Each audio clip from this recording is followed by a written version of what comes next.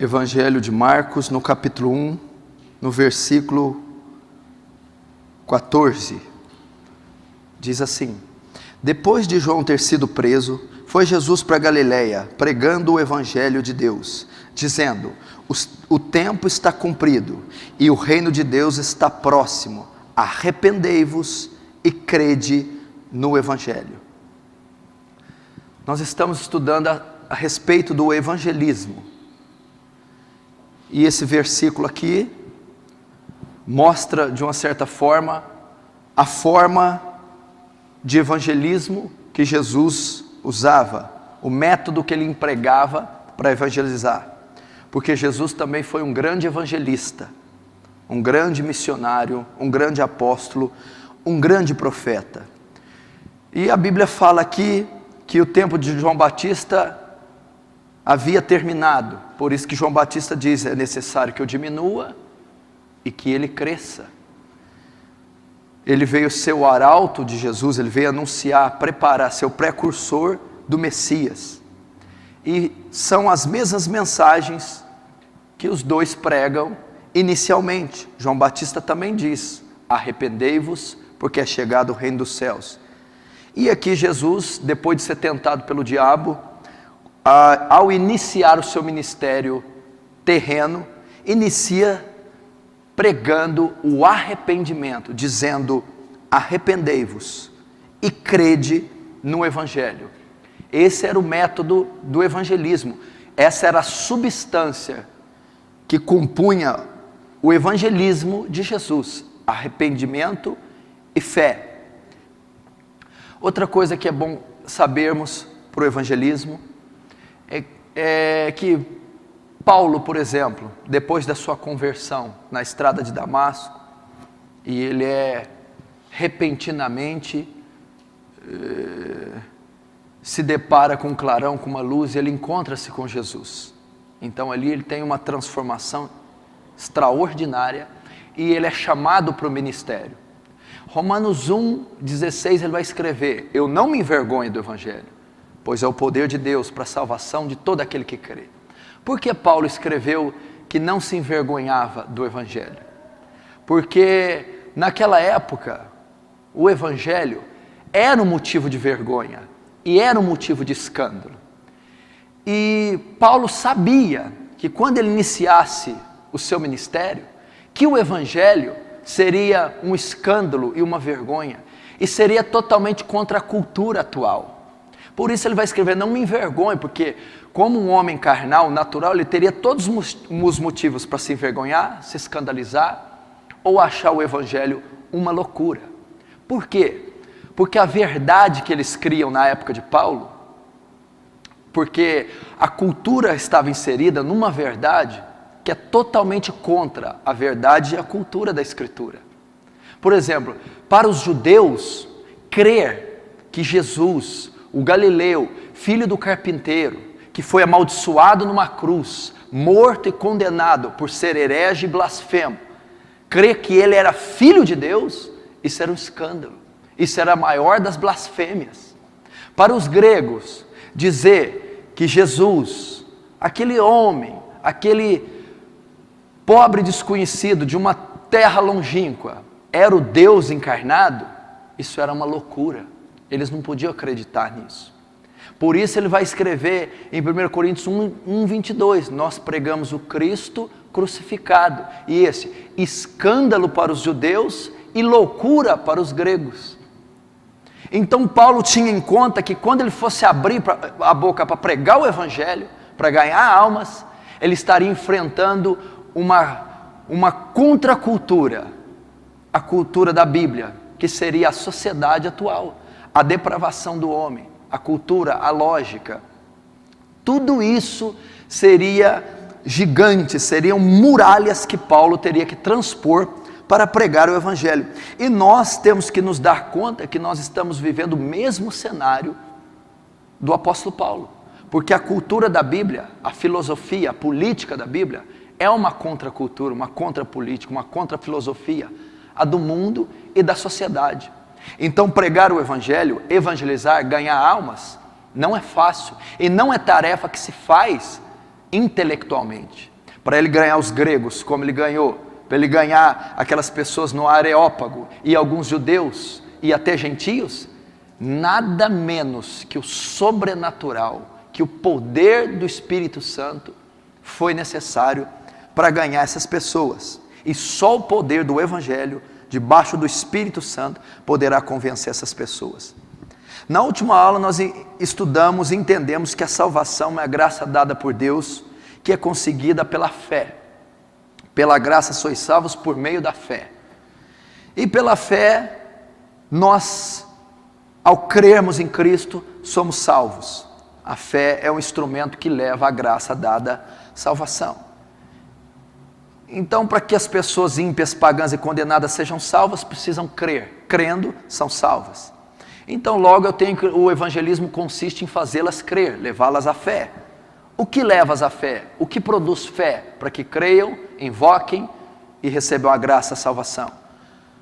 Romanos 10, 17, a fé vem, a fé é produto de ouvir, e o ouvir pela Escritura, pela pregação do Evangelho. O Evangelho pregado, proclamado, e a pessoa ouvindo, entendendo, recebendo, aquilo produz fé.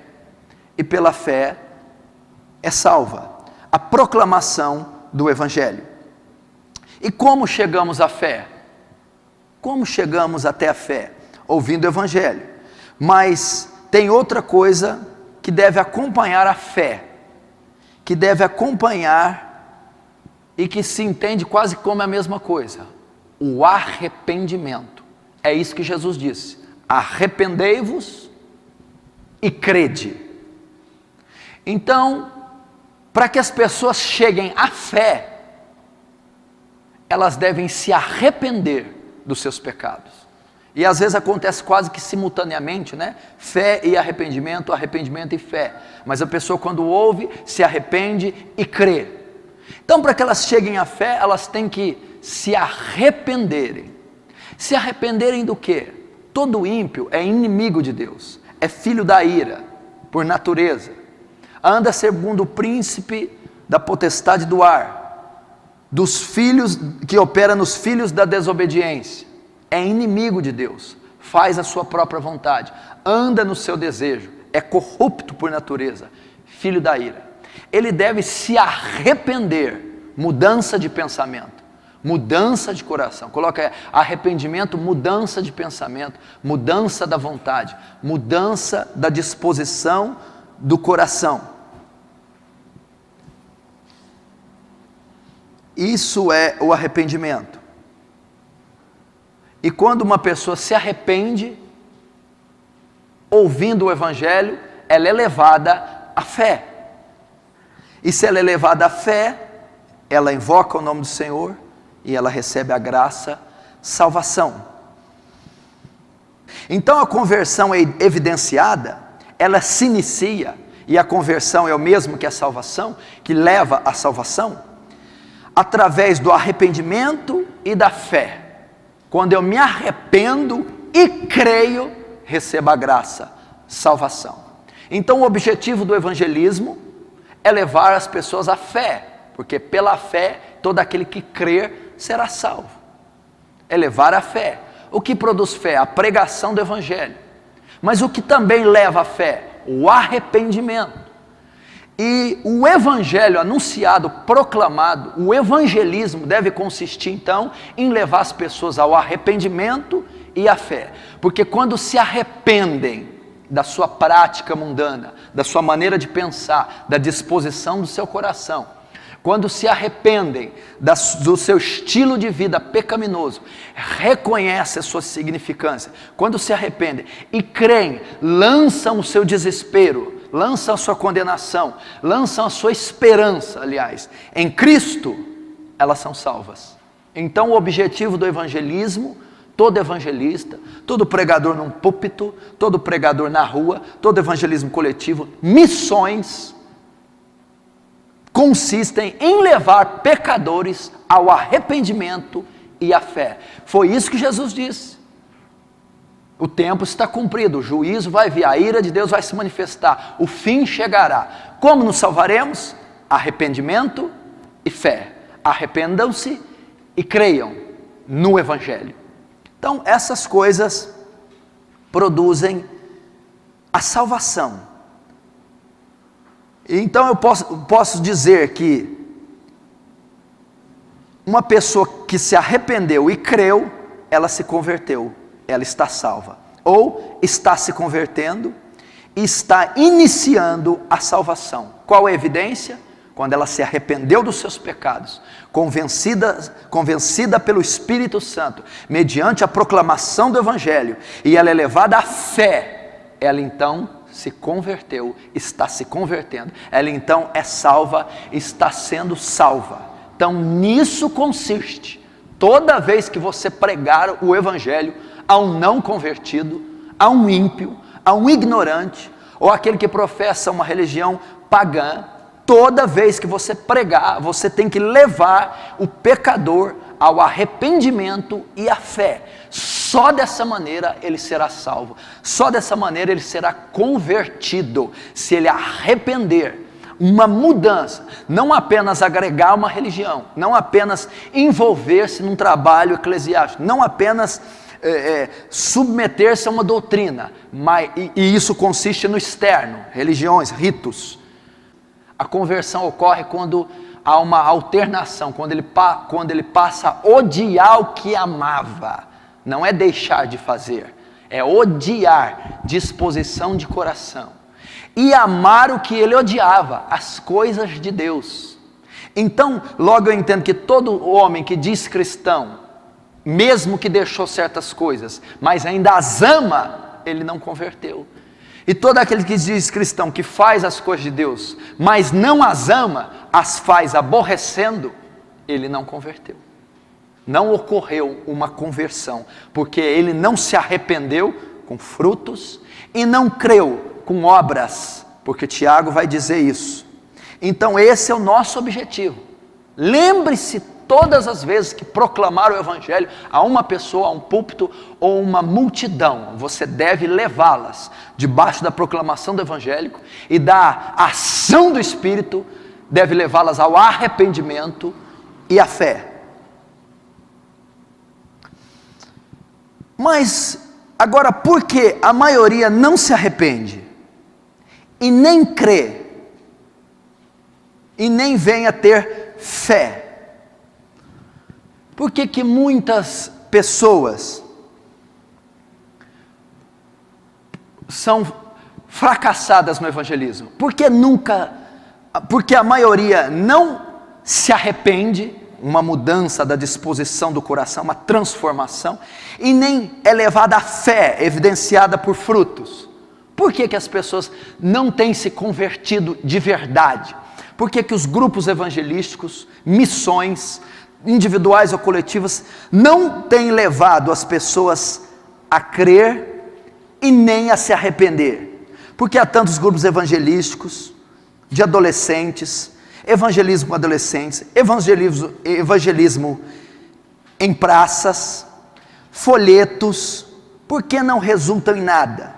Excursões missionárias, gastam-se milhões fazendo excursões missionárias, levam-se grupos a países subdesenvolvidos, a países carentes do Evangelho, e eles gastam milhares de dólares e vão lá, e fazem a sua excursão missionária, e pregam, distribuem folheto, voltam para casa. Alguns se gabam de ter havido salvação, mas a verdade é que nenhum daqueles foi salvo, nenhum nativo daquela terra passou a congregar numa igreja depois disso. Por que que esses evangelismos em praça, com violão, andando pela cidade, não funcionam? Por que que o evangelismo de entrega de folhetos muitas vezes não traz pecadores? E por que que grupos de adolescentes não têm eficácia? Primeiro, porque esse método não é bíblico. Você não vai encontrar nenhum registro na Escritura onde grupos de adolescentes faziam evangelismo. O adolescente está aprendendo a virar homem. Aliás, não tem nem esse termo na Bíblia. O adolescente está começando a converter. O adolescente está em formação hormonal, física, psicológica, emocional, espiritual. E provavelmente ele nem sabe acerca de Cristo. Como é que ele pode ser o grupo de evangelistas da igreja? Se você vê o registro da igreja do Novo Testamento, Atos dos Apóstolos, quem era o grupo de evangelistas? Eram os adolescentes chamados Paulo, Pedro, eram Estevão, eram João, Filipe, belos adolescentes eles eram, homens destros na Escritura, homens de envergadura espiritual, homens que andaram com Cristo, homens de autoridade espiritual. Não existe grupo de evangelismo de adolescentes usando camisas coloridas e caras pintadas, distribuindo folhetos em cidadezinhas do interior ou em praça pública. Isso não é método evangelístico, isso é invenção cultural, isso é cultura secular. Não há registro. Aonde os adolescentes estão aqui na Bíblia? Eles estão em casa. Eles estão se formando como pessoas, como seres humanos ainda. Estão aprendendo os primeiros passos na fé. Eles não têm estrutura. Como é que um adolescente vai evangelizar a cidade de Éfeso? Paulo diz, combati bestas em Éfeso, feras em Éfeso. O que é isso? O que são essas feras? O que são, a Bíblia diz que quando ele chegou em Atenas, o espírito dele se agitou, por causa da idolatria da cidade, a deusa Diana dos Efésios. Ou seja, as patentes satânicas que governam, que dominam esses lugares, não vão ser vencidas por adolescentes. Então isso não é método evangelístico. O adolescente não tem envergadura, não tem autoridade espiritual, não tem conhecimento de Deus, não tem o poder do Espírito Santo necessário para dirigir um grupo de evangelismo. No máximo ele pode aprender, participar, mas não liderar. Isso não é método, então isso não vai levar ninguém ao arrependimento nem à conversão. Por isso que a maioria desses evangelismos em praça com adolescentes ou excursões são um fracasso, porque primeiro não é método nem modelo bíblico. Não há registro disso em nenhum momento da história da igreja, e nem nas epístolas paulinas, e nem no livro de Atos. Segundo, o folheto. Eles poderiam distribuir zilhões de folhetos se quisessem, mas eles não substituíram o folheto pela pregação pública, corpo a corpo. Ele não substituiu o folheto pelos arautos, João Batista, Jesus, Paulo, Pedro. Então o folheto tem muito mais propósito convidativo, tem muito mais propósito divulgativo, tem muito mais propósito convidar, anunciar, tem outro nome, fazer propaganda da igreja ou do ministério, mas ele não é método de evangelismo bíblico eficaz, ainda que em alguns casos funcione, ainda que em alguns casos cause uma certa resposta, não é método. E esse tipo de situações não funcionam, não levam as pessoas à fé e ao arrependimento. E a última é a famosa oração do pecador. Chamar as pessoas à frente, pedir para elas repetirem uma oração. Você quer confessar Jesus como Senhor Salvador? Jesus, quando foi pregar, disse isso. Quem quer me confessar como Senhor? Ele diz, arrependei-vos e crede no Evangelho. Quantas pessoas já caíram nesse laço da oração do pecador? Quantas vezes você já viu isso, ocorreu com você, ou você pregou para uma pessoa e terminou? Você quer receber Jesus? Repita comigo essa oração. Peça para Jesus entrar no seu coração. E quando ela repete, mas com sinceridade, você ou o pastor declara ela salva. Está salva, se converteu. Ai, fulano aceitou Jesus, que coisa linda. Como é que foi? Ela estava lá no culto, ela chorou com a música. Eu falei, repete comigo essa oração. Ela repetiu. Ai, que maravilha, está salva. Quem te disse? Onde mostra isso na Bíblia? A evidência que uma pessoa é salva não é se ela repetiu a oração, é se ela creu, se arrependeu com frutos. Eu vou ter que ver a caminhada dela. Quantas pessoas não fizeram essa oração e vivem na igreja como demônios, como carnais e mundanos, mas estão salvos? Fizeram a oração do pecador, levantaram a mão no apelo público, vieram à frente, receberam Jesus com sinceridade, mas elas creram, elas se arrependeram, houve uma mudança na disposição do coração.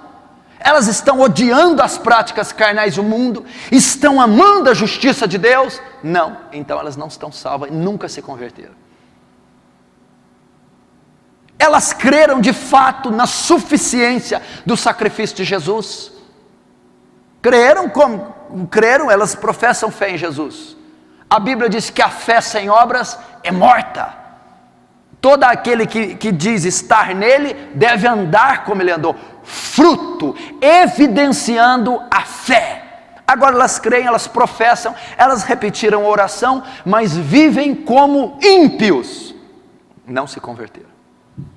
Não foram levadas ao arrependimento. Por quê? Porque esses métodos, a oração do pecador, o folheto evangelístico, o evangelismo com adolescentes, as excursões missionárias, não estão produzindo fé, nem arrependimento nessas pessoas. O último e mais importante, por que elas não estão se arrependendo? Porque a maioria não se arrepende e nem é levada à fé.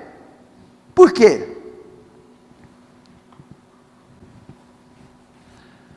Porque nós estamos vendo essa era de cristãos falsos, que professam fé em Jesus e Isaías, e Jesus então, em acordo diz, bem profetizou Isaías a vosso respeito, esse povo me honra com os lábios, mas o seu coração está longe de mim, em vão me adora, obedecendo a mandamentos que são mandamentos de homens. É exatamente a declaração de Jesus, o evangelho professado desse século, dessa era, desse tempo. Me honra com os lábios, Senhor, Senhor, mas o seu coração, o seu todo, o que consiste a um ser inteiro, mas a sua vida está longe de mim. A sua vida não é entregue, não é vivida para mim, não é convertido de fato e de verdade, mas com os lábios, Senhor, Senhor, me adoram. Esse é o evangelho atual. E os seus mandamentos consistem em mandamentos de homens, doutrinas, regras, normas, usos e costumes denominacionais. Nisso consiste a nossa religião, obedecer os credos das igrejas, submeter as doutrinas humanas e não a transformação de caráter de uma pessoa corrupta, depravada, recriada à imagem de Cristo para as boas obras. Não temos feito isso. É isso que tem ocorrido. Então, por isso, esse é o cenário. Nem se arrependem, nem creem, nem são levadas à fé. Por quê? Em última instância, o que ocorre? Por que não são levadas à fé? Já que é evangelizado a elas, já que é pregado a elas, e a Bíblia diz que a fé vem pelo ouvir. Então, se eu estou pregando, elas estão ouvindo, tem que crer. A Bíblia diz que quando eu proclamo o evangelho, elas têm que se arrepender. Então, se eu estou pregando, se eu estou saindo em excursão, enviando folhetos, usando grupos, pregando num púlpito, se eu estou anunciando corpo a corpo, a multidões a um só, por que eles não estão se arrependendo, nem crendo?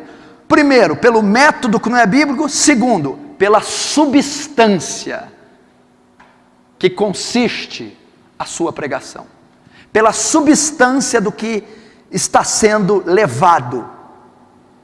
Se é de fato o evangelho, ela vai se arrepender. Se é de fato o evangelho, ela vai crer.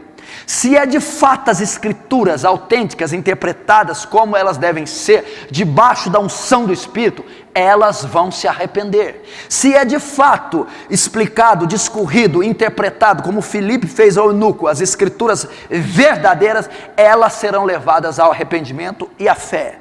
Então, se elas não estão sendo levadas, a falha está na substância do que está sendo levado. Não é o evangelho que está sendo pregado como método de evangelismo. Não é o evangelho que está sendo anunciado nos púlpitos. Não é o evangelho que está sendo anunciado nas missões, nos grupos evangelísticos, individuais ou coletivos. Porque se fosse de fato o evangelho, não seriam todos, mas haveria conversões genuínas, haveria arrependimento sincero e haveria fé acompanhada de fruto. Então a grande falha é que o evangelismo não consiste em pregar o evangelho verdadeiro. Estão usando técnicas psicológicas, autoajuda, humanismo secular, ou uma falha na interpretação da Escritura, causando os resultados negativos que nós estamos vendo. E aqueles que não usam o método bíblico e não pregam o evangelho verdadeiro, não produzem arrependimento e fé, estão gerando uma geração de pessoas que adentram a igreja, mas não são salvas, são ímpios dentro da igreja. Por quê? Porque essas formas, presta atenção, essas formas, essas técnicas, esses estilos evangelísticos que as igrejas e a igreja contemporânea usa, ou esse método de proclamar a verdade a Cristo, até atrai pessoas, até atrai, até a maneira como eles são evangelizados até atrai. Venha para Jesus, Ele vai te dar uma vida melhor. Jesus te ama. Você está com problemas? Vem para a igreja, aceita o evangelho que eles vão terminar. Seu casamento está em crise? Que coisa ruim, né? Jesus pode solucionar e fazer tudo de bem para você. Até satanista atende uma proposta dessa, porque quem que está ruim não quer ficar bom. É o método de evangelismo. Não é o método, não é o princípio, ela até atrai pessoas. São métodos carnais. Por que são métodos carnais? Porque a propaganda que eu estou usando para atraí-los é para te satisfazer a carne. Está solteiro? Vai arrumar uma pessoa, carne. Está triste? Vai ser feliz, carne. Está com pouco dinheiro? Vai ter muito. Quem quer muito dinheiro? Carnais? Carne. Métodos atrativos carnais. Nisso consiste o evangelho contemporâneo.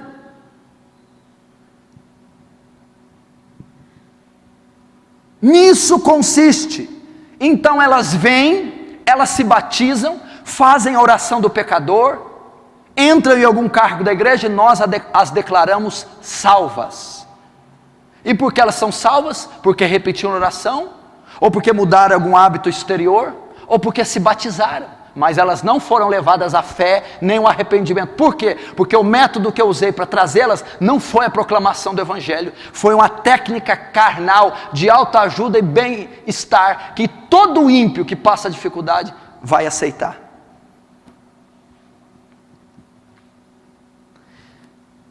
E o que acontece com isso?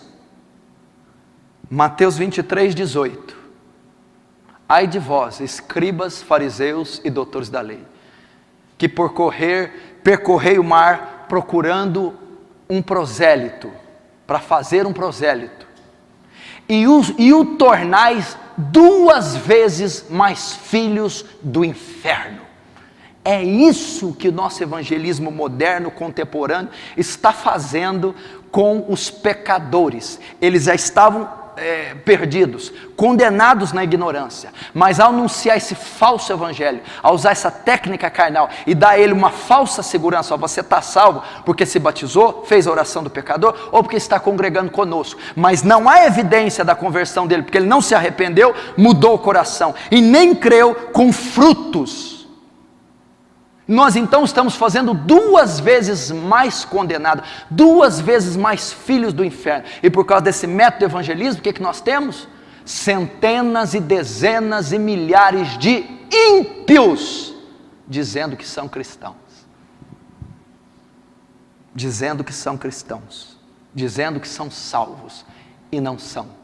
Você vai a acampamentos de igrejas, você vai a retiros espirituais de jovens, o que você vê é nada mais que celebração da carne. O que você vê é a celebração da sensualidade feminina, o que você vê é a depravação masculina, você vê um bando de ímpios celebrando a carne, porque nunca ouviram o evangelho, nunca se arrependeram, nunca creram seguido de frutos. É isso que tem ocorrido, porque o método do evangelismo no púlpito ou o método fora do púlpito não é bíblico, não é o evangelho.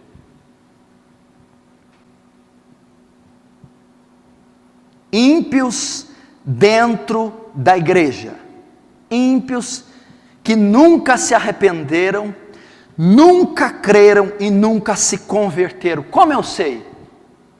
Não é a fé que salva, não é somente a fé que salva. Eu creio, eu digo que creio, eu aceitei a Jesus, eu fiz uma confissão, eu tenho fé nele, mas qual que é a evidência? A Bíblia diz que até os demônios creem. Você crê? Faz bem. Até os demônios creem. O Papa diz que crê. Os católicos dizem que crê. Os kardecistas dizem que creem. E até os demônios dizem que creem. E por causa disso são todos salvos? Vamos ver em Tiago capítulo 2, se todos são salvos. Rapidamente.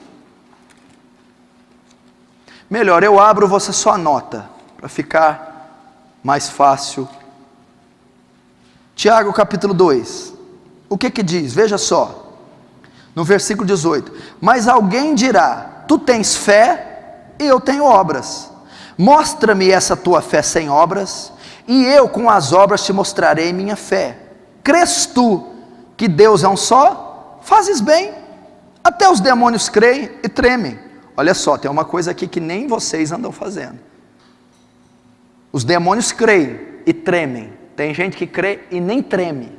Os demônios ainda, em alguns cristãos, estão na frente. Eles creem e tremem. Alguns nem tremem diante do nome do Senhor. Fazes bem, até os demônios creem e tremem. Queres, pois, ficar certo, ó homem sensato, de que a fé sem obras é inoperante, é morta? Não foi por obras que Abraão, nosso pai, foi justificado, quando ofereceu sobre o altar seu próprio filho? Vê como a fé operava juntamente com as suas obras, com efeito, foi pelas obras que a fé nos consumou. Você disse que crê, os demônios também. Agora qual é a prova que nós somos salvos e que os demônios não são? Eles creem, mas não têm fruto, não praticam a justiça, não se arrependem, não mudam o seu caráter e nem podem mudar. E se nós somos como os demônios, cremos como eles, e não mudamos nosso caráter, nossa maneira de pensar, não há fruto em nós, vamos morar no mesmo lugar que eles, no inferno. Qual é a evidência que alguém crê? Qual a evidência que alguém confessou Jesus, aceitou Jesus, e que essa fé é uma fé salvadora? Quando ele diz, eu creio, os demônios também dizem, eu creio. Não, é quando a fé deles é evidenciada pelas obras. E obras, está dizendo, são obras sociais de caridade. Frutos. A fé é evidenciada por mudança. A fé é evidenciada por disposição nova no coração, novo pensamento. Há atitudes e práticas ímpias deixadas. Fé professada com obras. E atitudes justas que eu não fazia, alcançadas, praticadas. É assim que alguém diz que é salvo. Agora você vê milhares de igrejas e milhões de cristãos que se batizaram, dizem que creem, mas não há evidência na conversão. Escutam música mundana, ficam, se prostituem, vão a show. Eu fiquei impressionado quando eu estava almoçando ontem com um jovem e estava nesse restaurante passando um show de um grupo, de uma dupla sertaneja famosa.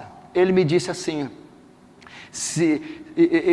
com esse show, quando veio para Franca, a maioria dos cristãos da igreja que eu congregava iam nesse show.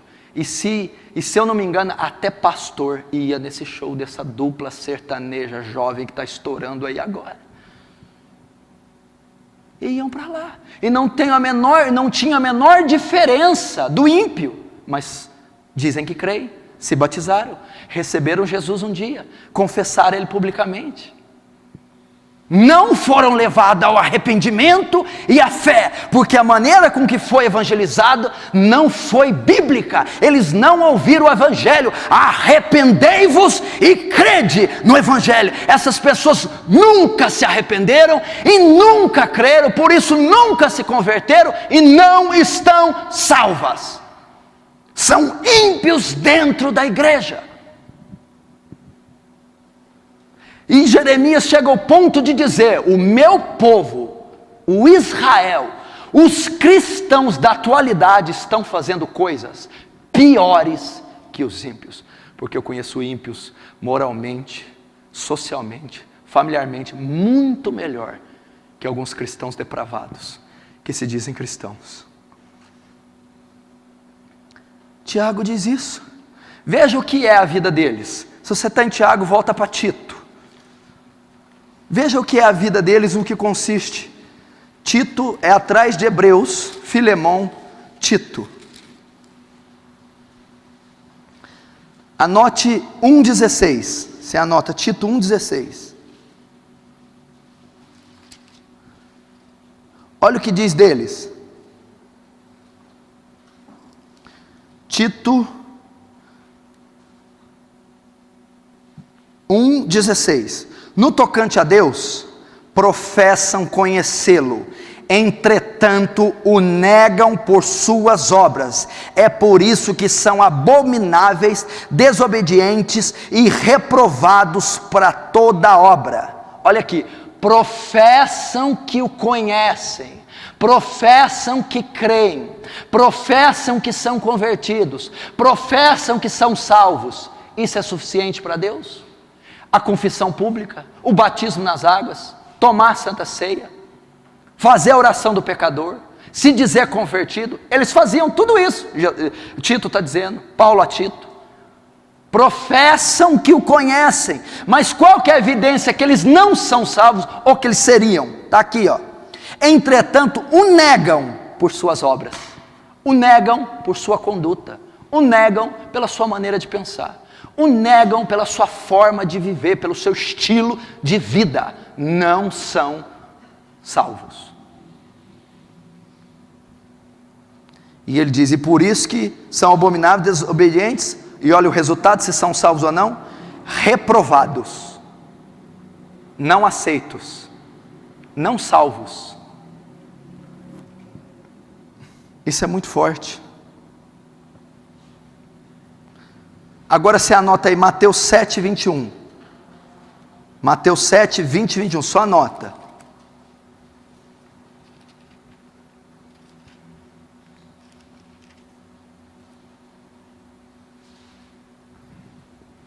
Como eu conheço um cristão? Como eu sei que alguém é salvo? Quando ele se arrependeu e creu. A fé leva à salvação. Então o evangelismo tem que consistir que eles alcancem a graça, a exclusividade de Deus. Salvação. Deus que opera é gratuito. Como que eu chego à salvação? Por meio da fé. Quem crer será salvo. Então o objetivo do evangelismo é levar os pecadores a crerem, terem fé. O que produz fé? O evangelho, a proclamação. O que precisa fazer para alcançar a fé? O arrependimento antecede ou é simultâneo à fé. Para ser salvo, eu tenho que arrepender e crer. Jesus, Marcos 1, 14 e 15. Arrependei-vos e crede no evangelho. Eu tenho que levar as pessoas ao arrependimento e à fé. Quando eu prego o evangelho e elas se arrependem, mudança de coração, de pensamento e todo o seu ser. E creem, lançam sua confiança nos méritos de Cristo, não nas suas obras. Elas são salvas. Por que não têm crido? Porque toda metodologia que está sendo usada para atrair pessoas, ou não as atrai, ou atrai sem as converter. Não as leva ao arrependimento e fé. Não são bíblicas. E como eu sei que é bíblico ou não? Como eu sei que uma pessoa está salva ou não? Se ela crer, se ela arrepender. Então se eu dizer que eu creio e que me arrependi, eu já estou salvo? Não. Toda a crença e arrependimento tem que ser evidenciada. Pelo quê? Pelo fruto. Como uma pessoa mostra que de fato ela crê e que de fato ela se arrependeu? Quando ela entrou numa piscina? Não. Quando ela veio à frente? Não. Quando ela levantou a mão? Quando ela repetiu a oração do pecador? Não. Quando? O que está escrito em Mateus, eu vou ler 7,20. Assim, pelos seus frutos os conhecereis. Pelo fruto que ela dá. Pela mudança de vida dela. Pelas atitudes e o coração transformado. Pelo fruto sabereis que sou salvo. Como eu sei que alguém é salvo? Como eu sei que você é salvo? Quando eu olho para a tua vida. Quando eu converso com você 10 minutos e vejo o conteúdo das suas palavras. E o que tem as palavras? A Bíblia diz que elas revelam o coração. O que diz a boca, está cheio o coração. E o coração é o ser do homem. Na verdade, tudo aquilo que é proferido é o que ela pensa, deseja, o que ela é. Pelos seus olhos, pela maneira que você processa as situações, pela maneira que você veste, pela maneira que você lida com os pais, pela maneira que você lida com o namorado, com a namorada, com o esposo, com a mulher. É dessa maneira que eu sei se você é salvo ou não, ou que é evidenciado sua salvação. E não porque você congrega, tem dons, prega, ressuscita mortos, batizou, fez a oração do pecador. Não é isso. Porque um verdadeiro salvo não consegue andar depravado. Um verdadeiro salvo tem temor a Deus e sabe que o corpo dele é templo do Espírito e não vai mostrar sensualidade. Um verdadeiro salvo não profere palavra torpe, usa sua boca para a edificação dos que ouvem. Um verdadeiro salvo vê o mal e se esconde. Um verdadeiro salvo é sincero, reto, íntegro e se desvia do mal. Um verdadeiro salvo perdoa. Um verdadeiro salvo ama. Um verdadeiro salvo, tudo que é puro, tudo que é virtude, se há algum louvor, seja isso que ocupai o vosso pensamento. É um verdadeiro salvo. Um verdadeiro salvo peca? Peca. Um verdadeiro salvo falha? Falha. Erra? Erra. Comete delito? Sim. Mas permanece no erro? Não. Tem o pecado, a carnalidade, a depravação como estilo de vida? Não. Impossível. Impossível. Por quê? Porque ele foi transformado. Rogo-vos pela compaixão de Deus, que apresentei vosso corpo como sacrifício santo e agradável a Deus, que é o vosso culto racional. E não vos conformeis com esse século, não vos conformeis com essa era, essa política, esse método de vida, mas transformai-vos pela renovação da vossa mente. Um novo convertido de verdade, um salvo, foi transformado a maneira de pensar, de ver e de viver, ainda que ele seja debilitado, fale, ele foi transformado uma nova criatura em Cristo. E isso é evidenciado pela vida dele. Como é que a Bíblia diz: se te ferirem a face, dê a outra? Como é que Jesus pode pedir algo desse jeito? Isso não é a política do mundo. Aqui se paga mal com mal. Você não tem qualidade suficiente para ser ofendido e responder abrindo para uma outra ofensa. Os salvos têm, os regenerados, que têm outra política, outra filosofia, outra mente, que têm o caráter de Cristo, eles o fazem. Isso é um verdadeiro salvo. Então, uma conversão genuína é evidenciada quando uma pessoa se arrepende e crê, dando depois disso frutos na sua fé professada. Então,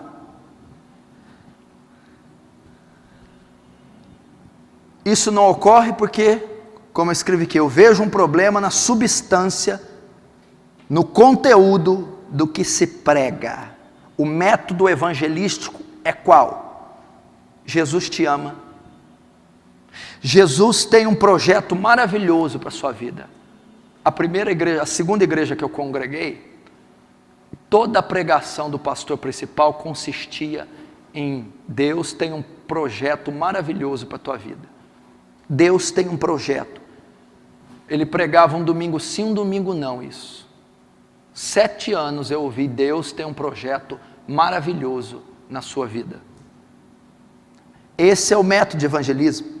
Jesus te ama, Deus tem um projeto maravilhoso. A oração do pecador fazê-la confessar Jesus como Senhor e pecador? O que eu preciso fazer? As pessoas pregam assim, ó, você precisa ir para o céu, você precisa ser salvo. O que eu preciso fazer? Você precisa arrepender do seu pecado, confessar Jesus como Senhor e Salvador da sua vida. Você quer aceitar Ele? Quero. Então repete comigo essa oração. E depois que essa pessoa repete a oração, nós falamos, ela aceitou Jesus, ela está salva. Essa é a substância do evangelismo. Que Deus é amor, que Deus ama, que Ele tem um projeto maravilhoso. A oração do pecador.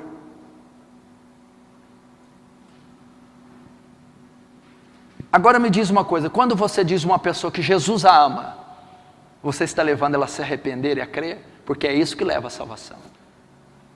Quando você diz para um pecador depravado, ímpio, maldito, Deus tem um projeto maravilhoso na tua vida, você está levando com esse estilo de evangelismo ela ao arrependimento e à fé? Não. Quem que vai ouvir que Deus tem um projeto maravilhoso vai se arrepender de alguma coisa? Qual pecador depravado que você, Jesus te ama, vai ser levado, ainda que em princípio esse método conseguiu salvar algumas pessoas, mas, e esse Jesus te ama também é Bíblia, porque está em João 3,16, mas não é essa no início do evangelismo, não é nisso que consiste a proclamação inicial do evangelho. Talvez quando eu discorrer, no tempo que eu estou evangelizando, eu vou mostrar o amor de Deus, mas como eu vou fazer um depravado se arrepender e crer, dizendo, Jesus te ama.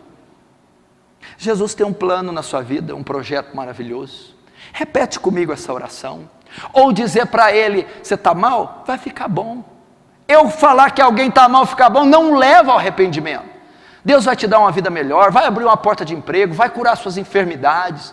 Pega um satanista que serve a Belzebu, que está doente, e eu dizer, vai na igreja que lá vão te curar sem pagar nada. Ele não está interessado em arrepender, ele não está interessado em Cristo, ele não está interessado na fé, ele só quer viver livre da doença. Pessoas estão vindo à igreja interessadas pelo que Deus pode dar, e não pelo que Deus é. Como é que elas vão se arrepender? Como é que elas vão se chegar da fé? Se o método de evangelismo é esse. Jesus cura, liberta, batiza com o Espírito Santo. Só não tem o salva, nem o voltará. Esse não precisa, porque esse não é popular. Salvar não, porque demora. Por enquanto vamos fazer o que ele faz agora. E voltará. Voltará também não fala, porque se falar voltará, tem que falar voltará, isso aí tudo vai ficar. Porque o que nós estamos ensinando para vocês, ele vai voltar e vocês vão ficar. Aí não pode falar nem salva, nem voltará. Por quê? Porque ninguém lá está salvo, e se voltar ninguém sobe com ele. Então, cura, batiza com o Espírito Santo, prospera, enriquece, abençoa, traz felicidade. Salva não, por quê? Porque aqui não tem nenhum salvo. E voltará também não, porque se voltar agora, ou qualquer outra época que ele voltar, ninguém vai subir. Entendeu? Arrependei-vos e crede no Evangelho, porque o arrependimento leva-me à fé, a fé leva-me a receber a graça dada, a salvação, evidenciada por fruto, mudança, transformação, então eu sou salvo. E se as pessoas não estão sendo salvas, é uma falha na substância, no conteúdo do que está sendo levado como método evangelístico. E o método é esse. Como então, no que então consiste a pregação do evangelho verdadeira? Como então que eu levo uma pessoa ao arrependimento e à fé?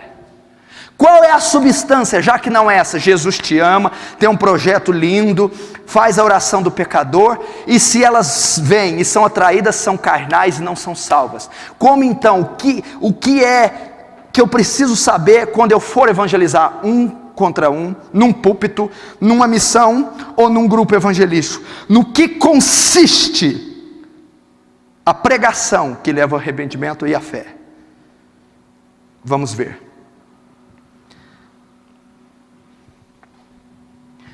5 minutos para você tomar uma água e você pode voltar.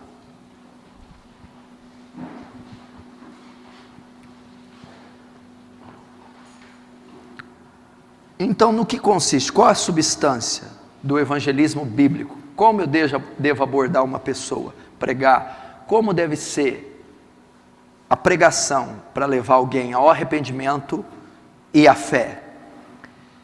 Ezequiel 37, e eu vou ler a partir do versículo 1. Veio sobre mim a mão do Senhor, Ele me levou pelo Espírito do Senhor e me deixou no meio de um vale que estava cheio de ossos.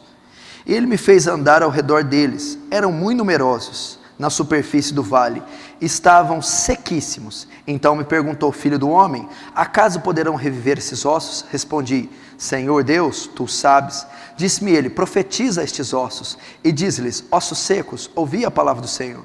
Assim diz o Senhor Deus a estes ossos: eis que farei entrar o Espírito em vós e vivereis. Até aí. Aí o texto vai até o 10, sobre os ossos secos.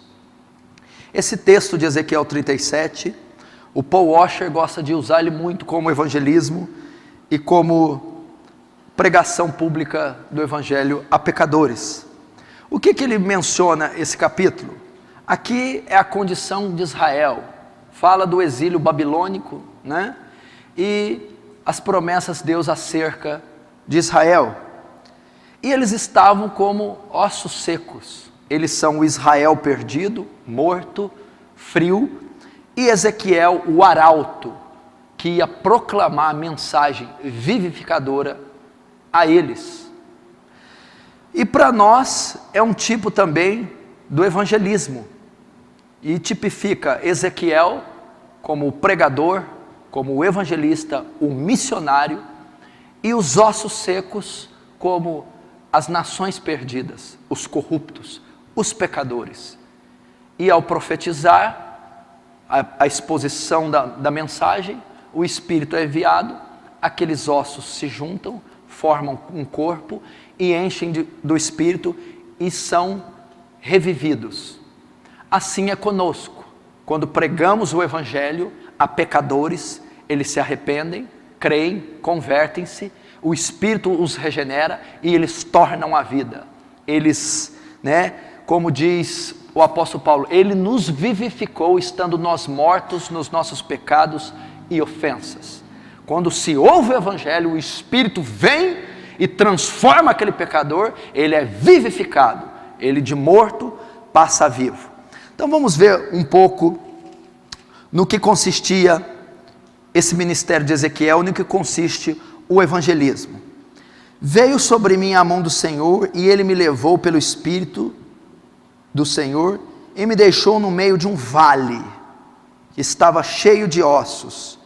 Primeiro, meio de um vale é onde Deus nos conduz, é onde Deus nos leva a exercer o nosso ministério, num vale, depressão, queda. É nesse mundo caído, perdido. O nosso ministério atua neste mundo. Não esqueça disso. Muitas pessoas estão perdendo tempo, estão esperando uma coisa futura, vindoura, para saírem do lugar, para se mexerem, que não virá. Você vai executar a vontade de Deus aqui, porque Deus pegou Ezequiel e levou ele para o meio de um vale. É lá, ele falou, aqui vai consistir teu ministério.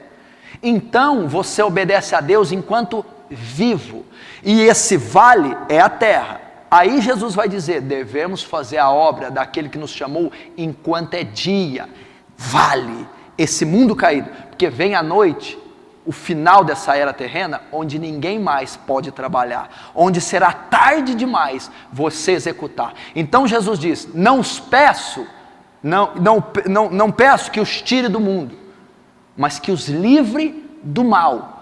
Ou seja, vamos ficar no vale, no mundo caído, e aqui executaremos o nosso ministério. Você vai conviver com a sociedade corrupta, caída, profana e depravada, e leis anti-Deus, anti-família serão mais e mais aprovadas.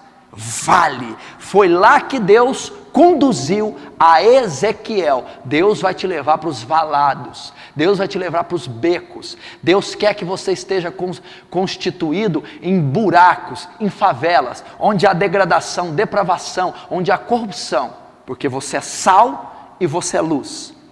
Segundo, no meio de um vale, e me fez andar ao redor, no meio do vale que estava cheio de ossos, e me fez andar ao redor deles. Esse vale continha ossos, e Deus fez Ezequiel andar ao redor, em volta, no meio, entre esses ossos. Nosso ministério consiste em atuar no mundo caído, mas Deus quer que nós andemos entre os ossos, que nós nos envolvemos com essas pessoas, que nós estejamos próximos. Não estou dizendo envolver com elas intimamente, envolver, estar próximos. Pastor tem que sentir cheiro de ovelha. Ministério não consiste em internet, em blog, em escrever livros, não consiste em filosofar, não consiste em teoria, não consiste em virtualismo. Eu tenho que tocar nos ossos, ter contato com os ossos. Deus me pôs em redor deles, entre eles. Como é que eu posso ter o amor de Cristo em mim, se eu não sei das necessidades alheias, se eu não conheço as dores das pessoas, se eu não sei o que elas estão passando? A Bíblia diz que Jesus, quando manifestou seu ministério, dizia, imovido de íntima compaixão. Jesus tinha contato com os depravados, com os corruptos, com os cancerosos, com os aidéticos, com os pobres. A Bíblia diz que Jesus era um Ezequiel, tanto é que foi criticado pelos fariseus. Ele come com prostitutas e publicanos, ele andava entre os ossos, tinha contato. A Bíblia diz assim, ó, vós sois sal da terra e luz do mundo. Não se põe uma lamparina debaixo de um alqueire, mas num velador, não se põe debaixo de uma mesa, não se esconde a luz dela. A mesma coisa, Deus não chamou você para ser omisso, não chamou você para ser negligente e calado. Tem que estar no velador, tem que estar brilhando entre a escuridão. E vós sois o sal. Se o sal for insípido, para nada presta a ser pisado pelos homens. O que o sal diz? Não é só salgar, o sal tira a corrupção. Então você, como sal, deve tirar a corrupção do mundo corrupto. Como? Estando entre eles. Olha só, me fez andar ao redor, entre, envolvendo, sobre, no meio deles. Então o evangelismo só terá êxito se você entender que vai conviver numa esfera corrupta, caída, e é aqui e agora que você exerce o seu ministério, enquanto é dia, porque vem a noite e a sera vai passar. Segundo, se envolver com pecadores, não é virtualmente, não é num blog com 17, 18 anos, não é escrevendo livros para expor suas ideias, porque o que o mundo precisa não é das suas ideias, é do Evangelho de Cristo. É indo, tendo contato, principalmente os jovens. Eclesiastes 12, lembra do teu Criador no dia da sua mocidade. É hora de adquirir bagagem. Que pregador, que homem de Deus você vai ser sem bagagem? Vai ser um homem de Deus formado na frente de um computador? Na frente de um blog? Ou vai ser um homem de Deus formado em missões, em valados, em favelas, em presídios, em hospitais, tendo contato entre os ossos, aprendendo a amar, respeitar, ter paciência, se doar, se entregar, interceder, ter compaixão, investir seu dinheiro? Lembra do teu Criador, é isso, adquirir bagagem, marcas, não ser um profeta desse século virtual, eletrônico. Não é isso que consistiu o ministério de Jesus, nem o de Paulo.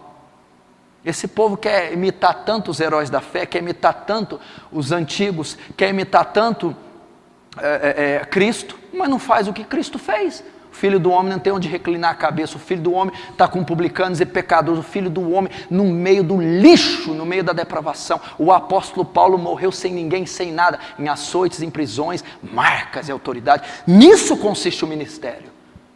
Agora o que eu vejo, o ministério atual, eles querem ser homem de Deus, querem escrever as biografias, citar textos de Wesley, citar texto de Edwards, citar texto de Whitefield, trazer de volta a reforma, trazer de volta a história da igreja, mas não quero viver nada do que eles viveram. Não quero passar noites em prisão, não querem passar noites em prisão, tomarem açoites, não querem orar horas e horas a fio, jejuarem, não, querem ficar no blog, querem blogar, querem mudar o mundo através da internet.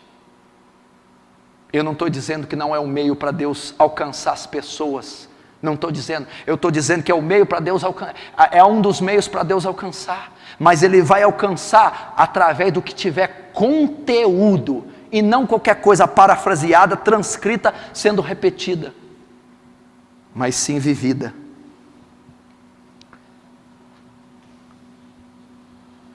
Eram muito numerosos na superfície do vale,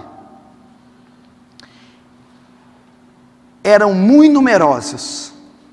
O que Deus mostra para Ezequiel? Incontáveis ossos, incontáveis pecadores. Não temos a ideia da perdição do mundo, não temos ideia do contingente que está perdido.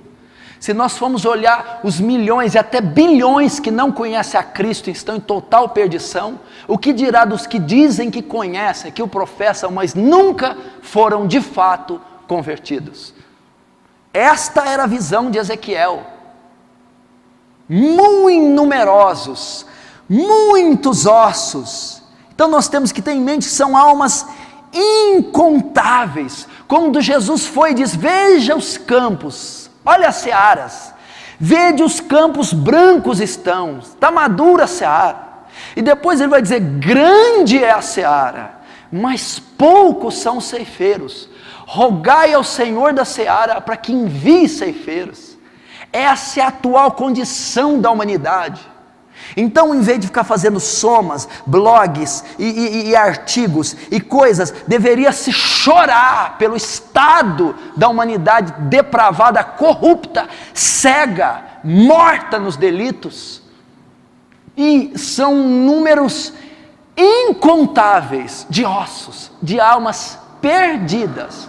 E deveria ter alguém dizendo: Jerusalém, Jerusalém, que mata os profetas, chorando por elas. Deveria ter alguém como Jeremias chorando, Ezequiel se posicionando na brecha, Paulo chorando pela perdição dos ímpios, dos patrícios, dos gregos, dos gentios. Por quê? Porque o número é muito alto, e se tivéssemos em conta o valor que uma alma tem, uma só alma tem, sairíamos de trás da cadeira, do escritório, do papel, do conforto, do comodismo, do virtual. Iríamos fazer como David Brainerd: me leva para as cavernas do ermo, para os confins da terra, me leva para longe de tudo que se chama conforto terrestre, me leva para longe dos meus amigos, mesmo os mais anelados de todos. Adeus amigos, adeus família, adeus mundo, porque se isso servir para o progresso do reino de Cristo, assim eu farei. Muito numerosos, e a Bíblia diz aqui, eram muito numerosos, versículo 2, na superfície do vale, e estavam sequíssimos, sequíssimos, não só secos, presta atenção, mas o estado daqueles ossos era sequíssimos. Ezequiel teve em mente do que ele estava lidando. Estava há muito tempo mortos, o calor, o tempo havia castigado, tirado todo o líquido da medula, toda a umidade, estavam sequíssimos. Então ele faz questão de retratar: não estavam só secos, mas sequíssimos. É o estado da depravação, da corrupção, da pecaminosidade do homem, sequíssimo. Ou seja, os homens estão totalmente perdidos, são totalmente corruptos, são totalmente culpados. É isso que quer dizer sequíssimo, atual condição da raça humana, os filhos e descendentes de Adão, totalmente perdidos, sequíssimos, não tem qualquer qualquer maneira deles serem salvos. Estão completamente cegos, completamente perdidos, e isso significa sequíssimos. Assim é a condição do pecador, do homem perdido, do homem sem Deus, daquele que está debaixo da ira, daquele que, que sofre os efeitos do pecado de Adão. Ele está totalmente corrupto, totalmente condenado, não há qualquer esperança para ele, ele está completamente morto.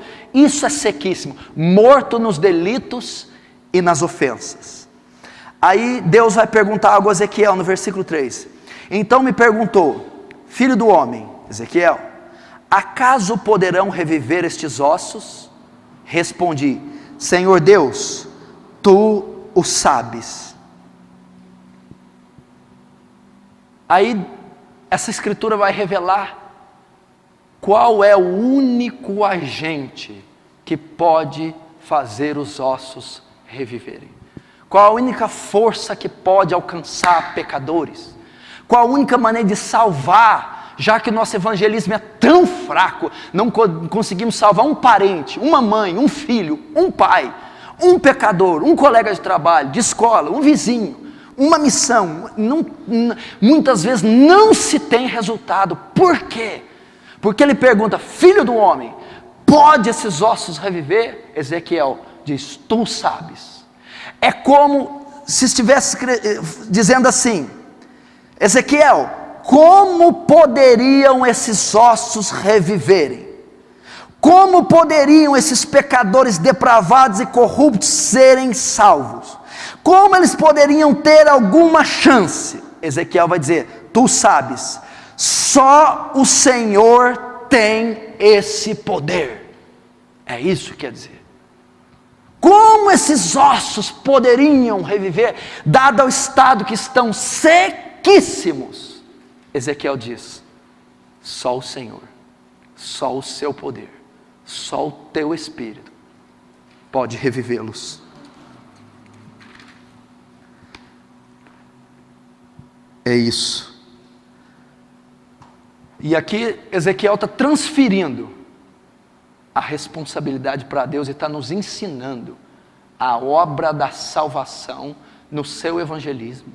Você não vai levar pecadores ao arrependimento nem à fé se não for debaixo da demonstração de poder, se não for a ação de Deus no seu ministério sobre o pecador. Ele não pode reviver. Pode esses ossos? Não tem qualquer possibilidade desses ossos reviverem por artifício humano. Meu Deus, só o teu poder, só o Espírito Santo, só a ação sobre-humana, só o poder extraordinário de Deus pode reviver aquilo que está corrupto e morto. Saiba sempre disso. Não é técnica, não é psicologia, artifício, argumentação humana que poderá salvar pecadores e que pode consistir o seu evangelismo. Só o sobrenatural de Deus.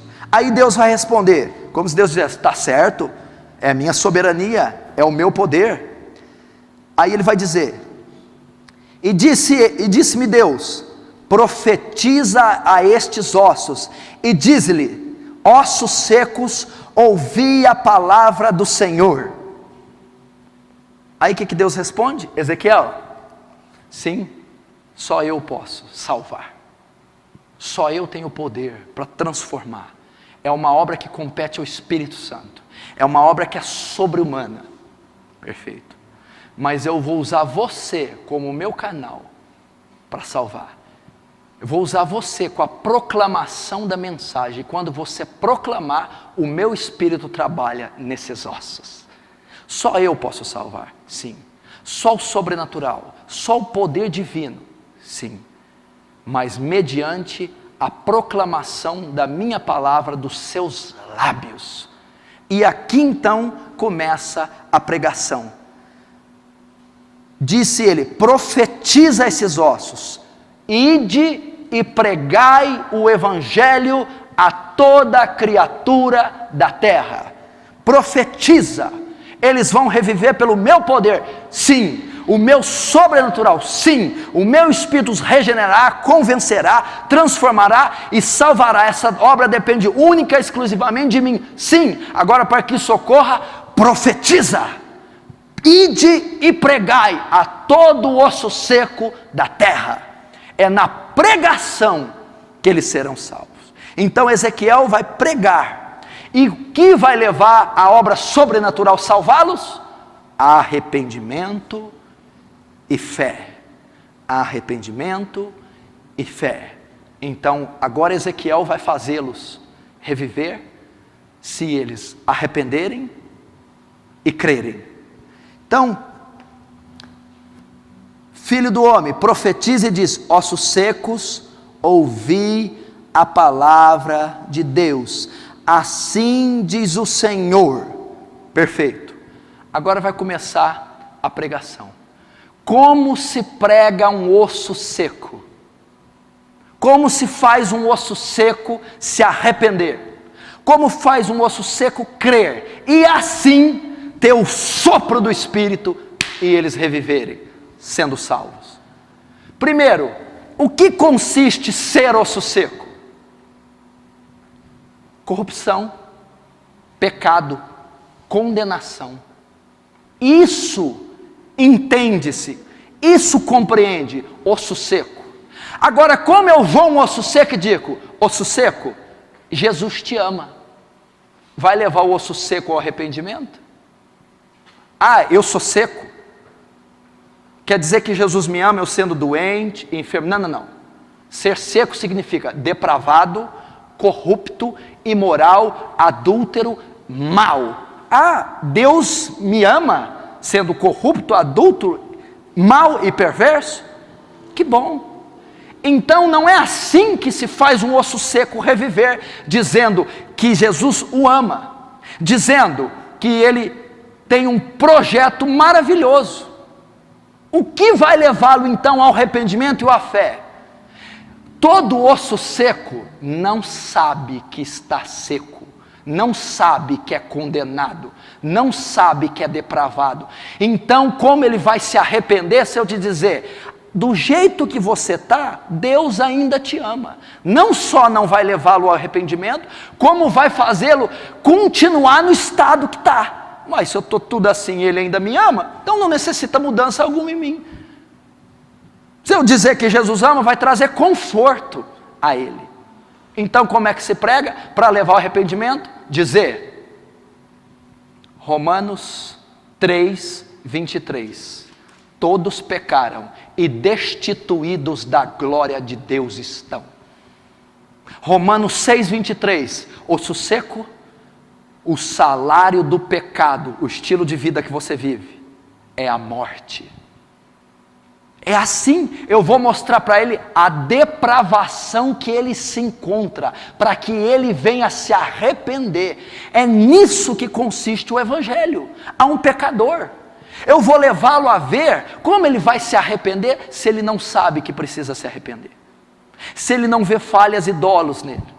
Eu vou demonstrar nas Escrituras que ele está seco, que ele está morto, que ele carece de ajuda, que ele está condenado. Primeiro, todos pecaram. Romanos 3, 23. Todos, você está incluído. Todos estão debaixo da lei do pecado. Todos estão sob transgressão. Você é um transgressor, um iníquo. Você está debaixo da lei do pecado e você quebra as leis de Deus diariamente. Aí no que isso consiste? Você está trabalhando com o pecador, você está evangelizando, dizendo: todos pecaram, destituídos da glória de Deus estão. Por isso você é um osso seco. Ah, é? E no que isso consiste? Que o salário do pecado, de quem peca, dos ossos secos, desse mundo corrupto, é a morte, a condenação.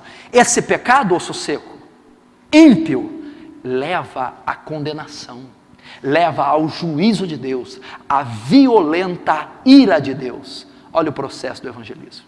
Eu não estou confortando o osso dizendo: você é osso seco, corrupto, depravado e imoral. Deus te ama, confortando. Eu estou mostrando para ele: veja a sua vida, veja o seu estado, É como se eu estivesse indo lá no chiqueiro do filho pródigo, aberta a porta, com licença, filho pródigo, tudo bem, pode entrar, fecha a porta, e entrasse, filho pródigo, como é que está a tua vida? Está tudo bem? Eu tenho estado bem. Não, filho pródigo, deixa eu dizer uma coisa, você já viu onde você está sentado? Aonde? Você já viu o que você está comendo, filho pródigo? Você já viu que roupas você está vestindo, filho pródigo? Filho pródigo, você está no chiqueiro, você está morrendo, você está mofando, sai daí, filho pródigo, você está em desacordo com tudo que é reto, moral, justo, então caindo em si, saiu do chiqueiro. Agora você chegou lá, que casa bonita, filho pródigo, como Deus ama você pelo estado que você está vivendo. O filho pródigo continuaria no chiqueiro que ele está, e não seria levado ao arrependimento. Então o propósito do evangelista é mostrar para o pecador qual o estado que ele está, debaixo da ira de Deus, que ele pecou, e que todos pecaram e destituídos estão da glória de Deus, que o salário disso, a retribuição, vai ser a morte, a condenação. Dizer para ele também, o que está em Romanos 5,12, pode anotar, por um homem entrou o pecado, e pelo pecado a morte, logo todos morreram. É assim que se aborda um pecador, por um homem. Eu vou explanar para ele o pecado original, as consequências e o efeito da sociedade moderna. Por um homem entrou o pecado, pelo pecado de Adão. Vou discorrer com ele da queda, vou mostrar para ele o plano original de Deus no princípio, a queda, essas consequências, e o fruto da queda em toda a raça humana. Então Romanos 5,12 diz, por um homem entrou o pecado, e logo todos pecaram, e com o pecado a morte. Então todos estão com essa contaminação, e todos estão debaixo da morte eterna. Assim eu estou mostrando para o osso seco que ele está morto, que ele está debaixo de juízo, que ele está condenado, que ele é depravado, que Deus o reprova em todas as suas ações, que Deus não o ama como ele está vivendo. Eu mostro que ele está correndo risco de vida, e risco de perder a vida eterna. Olha o método. E isso não é dizendo um outro versículo, é explanando com ele, ensinando nas escrituras a condição da raça humana e a condição dele. Veja, por exemplo, João Batista, quando ele diz, raça de víboras, arrependei-vos, quem vos ensinou a escapar da ira vindoura? Olha como ele tratou, olha como foi o método, raça de víboras. Isso está intitulando, vocês têm uma natureza como de uma serpente, Satanás, caída, corrupta. Aí ele vai dizer, produzir frutos dignos de arrependimento. Abra aí também só escreva, Romanos 1, só escreva para nós não demorarmos, porque senão você não consegue fazer duas coisas junto. Romanos 1, veja só, olha o que eu estou dizendo para o osso seco. O osso seco sabe disso? A ira de Deus se revela do céu contra toda impiedade e perversão dos homens, que detêm a verdade pela injustiça. Depois eu vou no versículo 21, porquanto tendo conhecimento de Deus, não o glorificaram como Deus, nem lhe deram graças, antes se tornaram nulos em seus próprios raciocínios, obscurecendo-lhes o coração insensato. Por isso Deus os entregou tais homens à imundícia, pelas concupiscências do seu próprio coração, para desonrar o seu corpo entre si.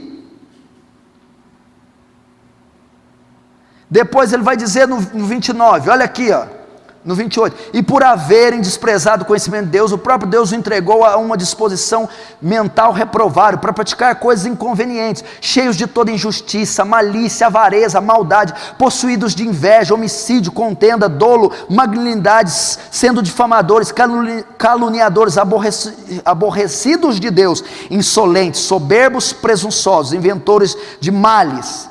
Ora, conhecendo eles a sentença de Deus, de que são passíveis de morte, que tais coisas praticam, não somente as fazem, mas aprovam ou consentem os que assim procedem. É assim que eu explano um osso seco. Aqui revelou exatamente a corrupção do homem. Esse é o estado do ímpio, esse é o estado do homem que não tem a Deus, esse é o estado das pessoas que não se converteram, é esse o estado. Agora, como eu vou chegar para um homem com todos esses adjetivos perversos e dizer, Jesus te ama? Ele vai dizer, olha, do jeito que eu sou, como eu estou, que bom, estava até pensando em mudar a minha vida, mas depois que você disse, Jesus me ama, vou continuar como eu estou. Ossos secos, ouvi a palavra do Senhor. Agora, quando você diz para os ossos secos, veja bem, no que consiste o evangelismo? Levá-los ao arrependimento e à fé. No que consiste? Levá-los ao arrependimento e à fé. Agora, quando você diz para o osso seco, todos pecaram e destituídos da glória de Deus. Veja seu estado, seco. Não, melhor, sequíssimo. E o que o pecado faz? O salário do pecado é a morte. Você está debaixo de juízo. O que mais? Como isso aconteceu? Com a queda de Adão. Por um homem veio o pecado. Não é uma simbologia, não é um conto histórico legal. Marcou toda a criação e marcou toda a nossa história. A queda de Adão amaldiçoou toda a terra e nos comprometeu. Estamos perdidos. Por um homem entrou o pecado, por isso todos pecaram. E por mesmo homem entrou a morte. Meu Deus do céu. E o que eu tenho que fazer? Arrependa-te. Ele vai olhar para o estado dele.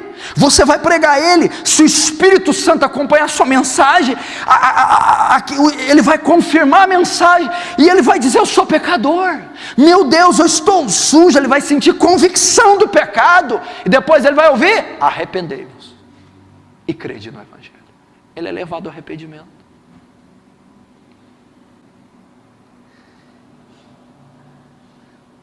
Romanos 7,7, só escreve.